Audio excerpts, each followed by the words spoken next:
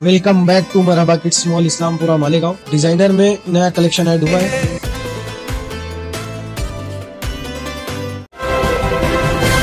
मानव समाचार, मानवता के हक में। जन्म मुहूर्त नोंदनी कायदा 21 जनवरी को महाराष्ट्र शासन ने स्टे दे दिया था। उसके ऊपर माइनॉरिटी डिफेंस कमेटी अव्वल दिन से उसकी डिमांड थी कि आगे अप्रैल में बच्चों के एडमिशन का सवाल खड़ा हो जाएगा। बहुत से बच्चे लॉकडाउन में पैदा हुए थे जिनका एडमिशन का मसला आज भी कायम है। इसलिए हमने सरकार से डिमांड कई मर्तबा किए, मगर जिस तरीके से फौरन काम होना चाहिए था वो नहीं होता दिखा। तो हमने एक PIL फाइल किया। इसमें हमारी ये डिमांड थी कि फौरन सरकार को बोला जाए कि जन्म नोंदनी प्रमाण पत्र जो स्टे दिया 21 जनवरी को उसको हटाकर नई नोंद, अगर उनको कुछ नई शराइत के साथ देना है तो नई नोंद करने की इजाज़त दी जाए।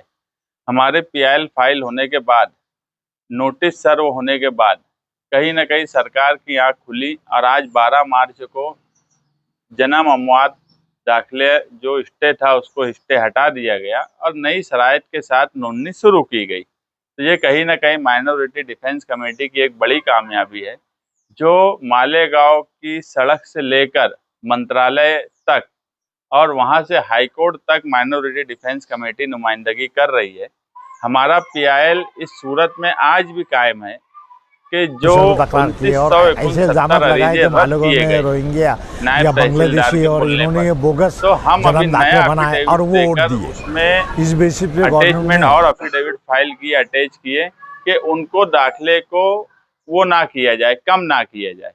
और कुछ शराइत जो है, आज जो नया नोटिफिकेशन आया है उसमें कुछ शराइत ऐसी है जिस पर कोर्ट में वापस हम चाहेंगे कि कोर्ट उस पर गौर करे, क्योंकि कलेक्टर, प्रांत ऑफिसर या तहसीलदार जिसको पावर देंगी वो 1 साल के ऊपर हो गया और अगर नोन नहीं हुई कारपोरेशन में या जो भी लोकल बॉडीज है वहां पर, तो उनका दाखिला जो है तहसीलदार से जिसको पावर दिया जाएगा कलेक्टर की तरफ से, उसको अधिकार रहेगा नोन करने का। उसमें जो है अगर दवाखाने में हुई है तो उसकी रिपोर्ट जाती है, और अगर घर पर हुई है पैदाइश तो वहाँ के करीब में जो आंगनवाड़ी है उस आंगनवाड़ी की रिपोर्ट भी लगेंगी। दूसरा ये कि रहवासी दाखिला जो है, अरीजा करने वाले का रहवासी सर्टिफिकेट, वो जो करीब का पुलिस स्टेशन रहेगा उनके जो सेक्शन में वो घर आता है, तो रहवासी दाखिला की इंक्वायरी वो पुलिस स्टेशन करेगा। यानी ऐसा समझ लो कि पासपोर्ट जिस तरीके से बनता था, जिस तरीके से इंक्वायरी होती थी, उस तरीके की इंक्वायरी नए जन्म दाखिला 1 साल के ऊपर जिनका हो गया और नोन नहीं हुई उनका बनेगा। हाँ, उसमें एक जो शर्त है कि जो भी डॉक्यूमेंट दिए जाएंगे अरीजे के साथ, उसमें आधार कार्ड, पैन कार्ड और अगर LC वगैरह है, इसमें अगर तारीख में फर्क है तो उसको काबिल कबूल नहीं माना जाएगा। जबकि हमारे यहाँ ऐसे हजारों की तादाद आधार कार्ड की है। जिस वक्त आधार कार्ड बनाना शुरू हुआ तो आधार कार्ड पे बनी एक बड़ी तादाद, अगर मैं बोलूँ 80% गलत तारीख डाली गई, क्योंकि उन्होंने उस वक्त कोई जन्म दाखिला या LC की डिमांड नहीं की। आधार बनाने वालों ने, उन्होंने उम्र पूछी, बहुत हुआ तो तारीख पूछ ली और अपने हिसाब से तारीख डाल दी। तो अगर ऐसी शराइत हैं, पुलिस स्टेशन से रहवासी सर्टिफिकेट चाहिए, उस पर कोई बात नहीं।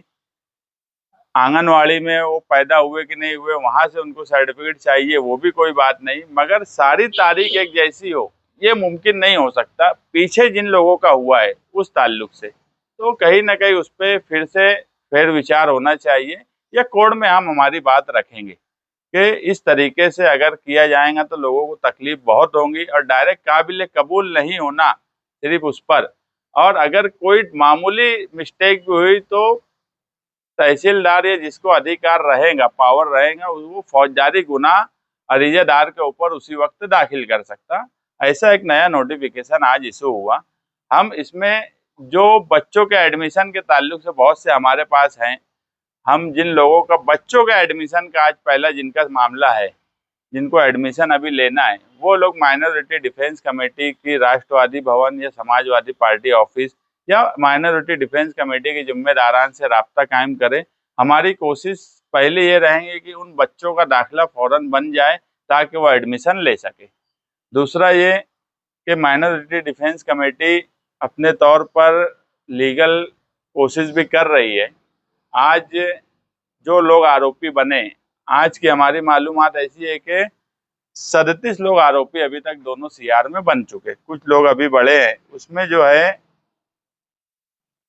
जो नायब तहसीलदार है धारणकर, उनकी बीवी दीपाली धारणकर को भी आरोपी बनाया गया। उसकी वजह ये बताई गई कि पैसे का जो ट्रांजैक्शन हुआ है, जो ऑनलाइन पैसा ट्रांजैक्शन उनके अकाउंट में किया गया। दूसरा, बाल किल्ला अखबार वाले बागुल, उनके लड़के को भी आरोपी बनाया गया, इसलिए कि उनका भी ट्रांजैक्शन दिखता है कि ट्रांजैक्शन पैसे का लेन देन ऑनलाइन हुआ है। और एक अब्दुल अजीज बोल के कोई काम काज जो डॉक्यूमेंट्स वगैरह या एजेंट टाइप काम करते हैं, उनको आरोपी बनाया गया है। ऐसे 37 लोग अभी तक दोनों सीआर में आरोपी हो चुके हैं, जिसमें हमने अभी पीछे बेल लोअर कोर्ट में रखी थी। अभी 2 ख्वातीन की कोर्ट बेल आज हमारी सेशन कोर्ट में दाखिल हो गई है और इंशाअल्लाह जुमा के दिन उस पर आर्ग्यूमेंट होगा। हमारी कोशिश यही है कि सेशन से उनकी बेल हो जाए, नहीं तो हमारी तैयारी हाई कोर्ट में जाने की पूरी तरीके से है। हम हाई कोर्ट के वकील से भी बातचीत कर रहे हैं। माइनॉरिटी डिफेंस कमेटी के कन्वेनर आसिफ शेख खुद मुंबई में मौजूद है। वो आज या कल वहां पर सीनियर काउंसिल से बेल एप्लीकेशन के ताल्लुक से मुलाकात करने वाले हैं।